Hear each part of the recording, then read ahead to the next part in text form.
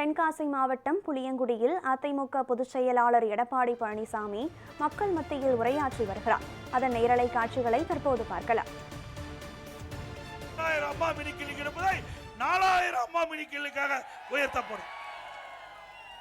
ஏழைகளுக்கு எங்கெல்லாம் நோய்வாய்ப்படுகிறார்களோ அங்கெல்லாம் சென்று அங்கே சிகிச்சை அளிப்பதற்காக 416 நடமாடும் மருத்துவ குழு வாகனத்தின் மூலமாக சென்று அங்காக சிகிச்சை அளித்த அரசாங்கம் அதிமுக அரசாங்கம். இன்னைக்கு ஸ்டாலின் என்ன சொல்றாரு?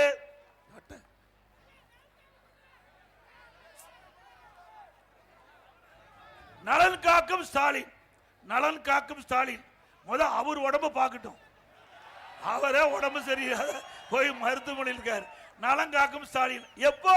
4 வருஷம் கழிச்சு, இன்னொரு 8 மாசம் தான் இருக்குது தேர்தலுக்கு முன்பு. இப்போதான் அவருக்கு நாணவதை வந்திருக்குது. மக்களுக்கு உடல்நிலை சரியில்லை, வைத்தியம் பண்ணலான்னு. இதெல்லாம் ஏற்கனவே அனைத்து இந்திய அண்ணா திராவிட முன்னேற்ற கழக அரசு இருக்கின்ற பொழுது லட்சக்கணக்கான மருத்துவ முகாம் நடத்தி மக்களுக்கு தேவையான சிகிச்சை அளித்த அரசாங்கம் அதிமுக அரசாங்கம்.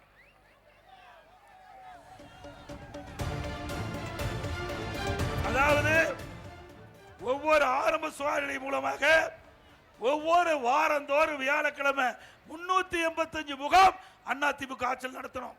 அதில் மட்டும் ஒரு மாதத்திற்கு 1540 முகாம்கள் அம்மா ஆரோக்கிய திட்டத்தின் மூலம் நடத்தப்பட்டு 16 வகையான மருத்துவ பரிசோதனை மேற்கொள்ளப்பட்டது. இதெல்லாம் அதிமுக ஆட்சியிலே தொடங்கப்பட்ட திட்டம். பேரை மாற்றி வச்சு மக்களை ஏமாற்றுகின்ற அரசாங்கம் ஸ்டாலின் மாடல் அரசாங்கம். அது மட்டும் இல்ல, இன்றைக்கு அதிமுக ஆட்சியில் இன்னைக்கு கிராமப்புற பகுதியில் இருக்கின்ற மக்களுக்கெல்லாம் அங்கேயே நல்ல தரமான சிகிச்சை அளிக்க என்பதற்காக 254 ஆரம்ப சுகாதார நிலையத்தை நாங்கள் கொண்டு வந்திருக்கிறோம். அது மட்டும் இல்லாமல் ஏற்கனவே இருக்கின்ற ஆரம்ப சுகாதார நிலையத்தை மேம்படுத்தப்பட்ட ஆரம்ப சுகாதார தரம் உயர்த்தப்பட்டு அதிகமாக மருத்துவர்கள் நியமிக்கப்பட்டு அந்த பகுதி மக்களுக்கு ஏதாவது நோயாய்ப்பட்டா மேம்படுத்தப்பட்ட ஆரம்ப சுகாதார நிலையத்தில் அங்கே பெட்டு, அங்கே எல்லாம் படுக்க வசதி செஞ்சு அங்கே இருக்கின்ற நோயாளிகளுக்கு சரியான சிகிச்சை அளித்த அரசாங்கம் அதிமுக அரசாங்கம். இப்படி ஒரு திட்டமாவது இந்த திராவிட முன்னேற்ற கழக அரசு அமைந்த பிறகு 50 மாத காலத்தில் இப்படி ஏழை மக்களுக்காக கொண்டு வந்த சரித்திரம் உண்டா? அத்தனையும் பொய், அத்தனையும் நாடகம். இன்றைக்கு ஸ்டாலினை பொறுத்த வரைக்கும் குடும்பம் தான் முக்கியம். திரு கருணாநிதி, அப்புறம் திரு ஸ்டாலின், அதுக்கு பிறகு உதயநிதி, இப்படித்தான் குடும்பத்திற்கு ஆட்சி அதிகாரத்துக்கு வரணும். நாட்டு மக்களை பற்றி சிந்திக்காத முதலமைச்சர் இன்றைய முதலமைச்சர். வீட்டு மக்களை மட்டும் சிந்திக்கக்கூடிய முதலமைச்சர் திரு ஸ்டாலின்.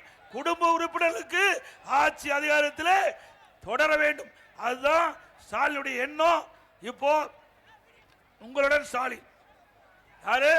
உங்களுக்கு இப்பதான் இது மாதிரி விளம்பரத்தால் அடிச்சு வீடு வீடா கொண்டாந்து உங்ககிட்ட காட்டி இதுல 46 பிரச்சனை இருக்குதா மக்களுக்கு. இப்பதான் முதலமைச்சருக்கு தெரிஞ்சிருக்குது.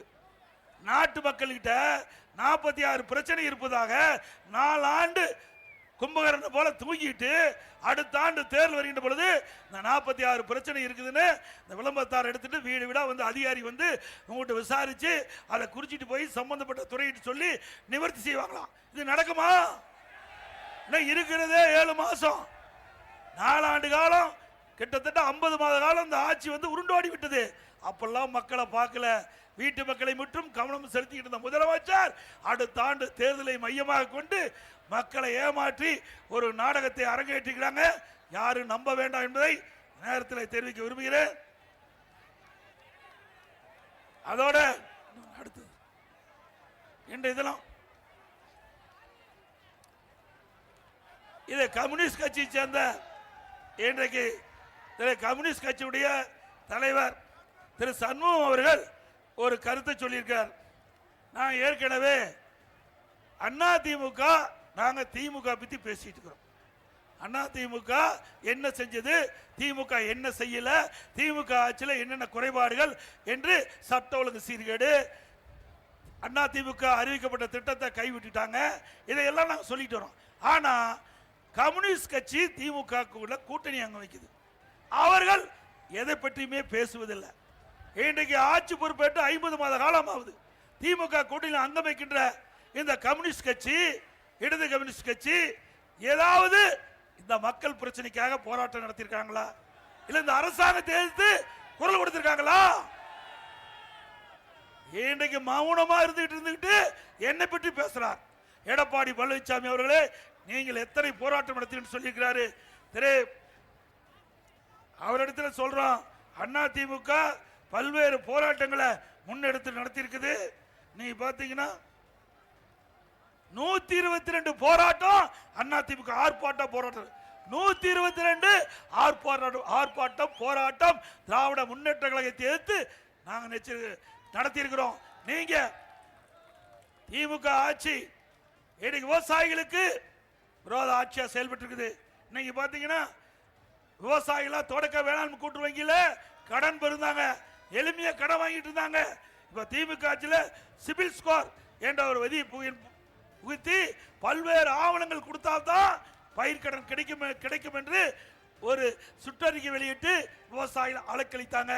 நான் டெல்டா மாவட்டத்துக்கு சென்ற போது அங்க இருக்கின்ற விவசாயிகள் இந்த குறைபாட்டை சொன்னாங்க.